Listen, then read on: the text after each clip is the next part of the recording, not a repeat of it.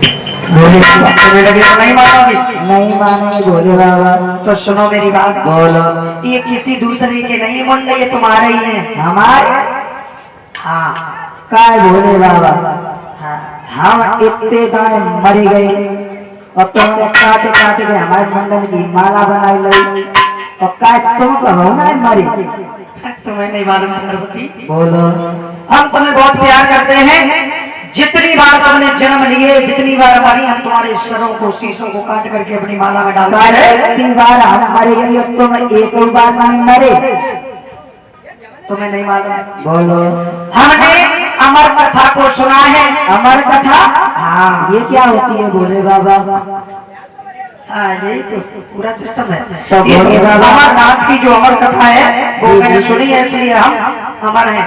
और भोले बाबा हाँ। हमें वो कथा हमारे सुनाई दे जो हवा हमारे है जान। अच्छा, बिल्कुल। सुन लोगी कथा? आप सुनाओगे तो सुन लेंगे। मानोगे नहीं? बिल्कुल नहीं मानूंगी। भगवान भोलेनाथ और मैया पार्वती को लेकर के चले। मैया पार्वती दोनों हाथ जोड़ करके कहने लगी, महाराज सुनो।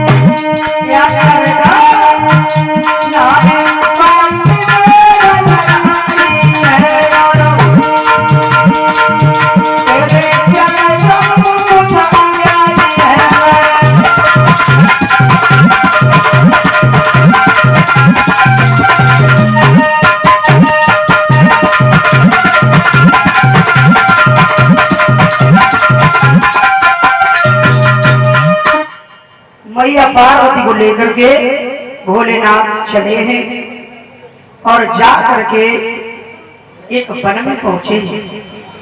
क्या किया महाराज भोलेनाथ ने? ताली को जब बजाया है तो सब पशु पक्षी उड़ गए और महाराज परीक्षित त्रिशूल को आदेश दिया कि जाओ इसमें भ्रमण करके आओ, कोई है तो नहीं।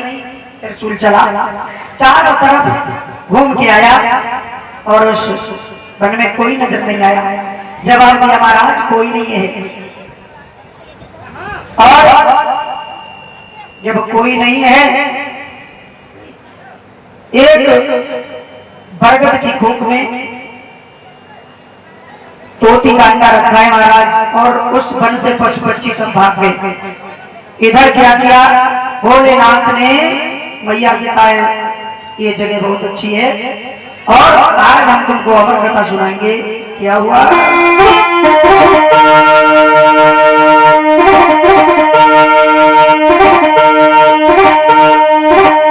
कि वो अमर कथा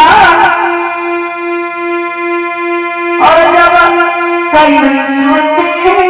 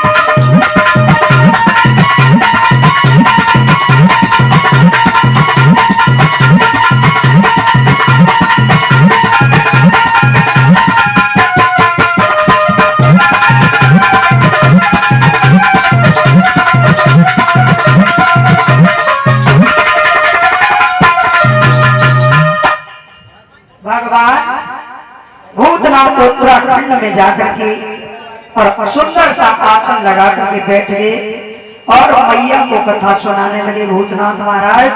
और क्या हुआ महाराज, कथा को सुनाने लगे हैं। धीरे धीरे वो कथा के प्रभाव से महाराज अंडे में धीरे धीरे बेचैनी पैदा होने लगी और धीरे धीरे कथा को जैसे भोले बाबा बढ़ाते चले गए और उस अंडे से एक सुख निकला है भोले बाबा को। इधर मैया कथा सुन रही है और क्या हुआ, सुनते सुनते जैसे मैया भोलेनाथ की कथा को सुनती हैं तो एकदम से महाराज परीक्षित नींद का झोंका आता है। क्या हुआ,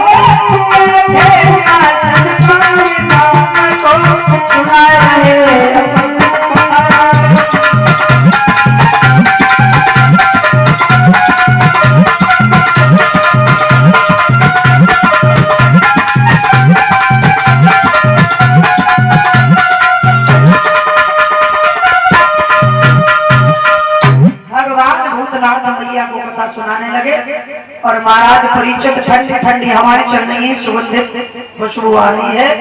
मैया कथा को सुनती रही और मैया पार्वती को नींद आ गई। तब तक मैया का हुक्का बंद हुआ और वो शुक का जो बच्चा था तोती का वो अंडे से बाहर निकल के आ गया और वो भगवान की कथा को सुनने लगा। जब सुनने लगा, जब कथा पूरी हुई तो भोलेनाथ कहने लगे कि कथा तो पूरी हुई, चलो। मैया एकदम से उठी, कहने लगी महाराज फिर क्या हुआ। शंकर भगवान कहने लगे फिर क्या हुआ। बोले हाँ, तुम कहाँ थी। बोले महाराज हमें नींद आ गई थी इसलिए मैं सो गई। जब तुम सो गई थी तो ये हुंकारा कौन भरता रहा, ये हमारी कथा को किसने सुना। एकदम से क्रोध में आ गया महाराज और मैया बड़ी अफसोस में है, सोच रही है अब क्या करें क्या न करें। हमने भगवान की कथा को नहीं सुन पाया महाराज, अब क्या करें।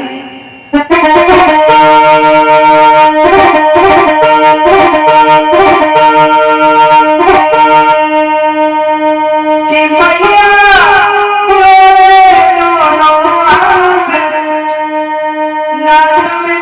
कथा नहीं सुन पाई।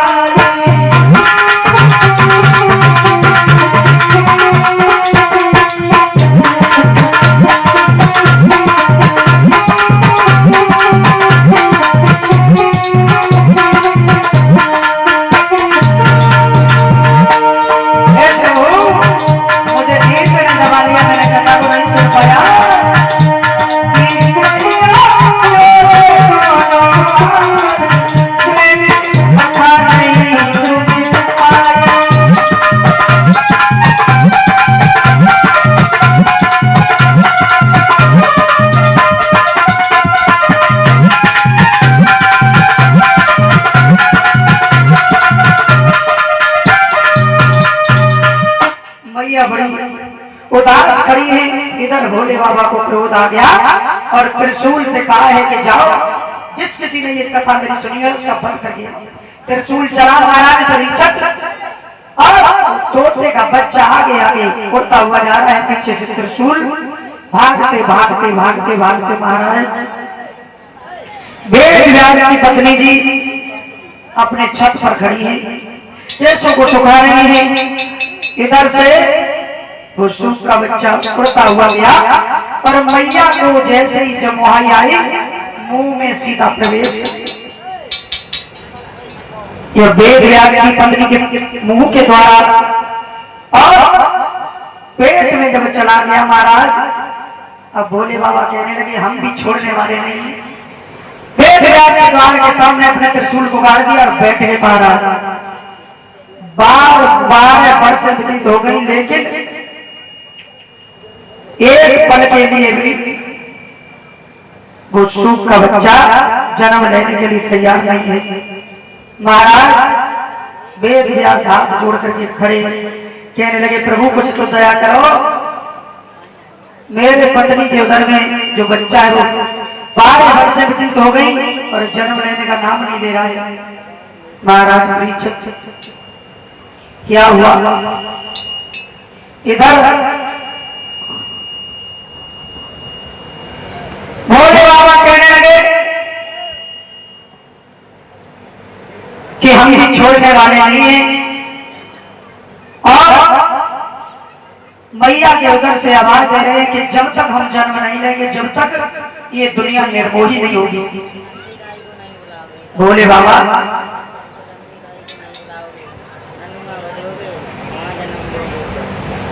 महाराज भगवान भोलेनाथ ने क्या किया?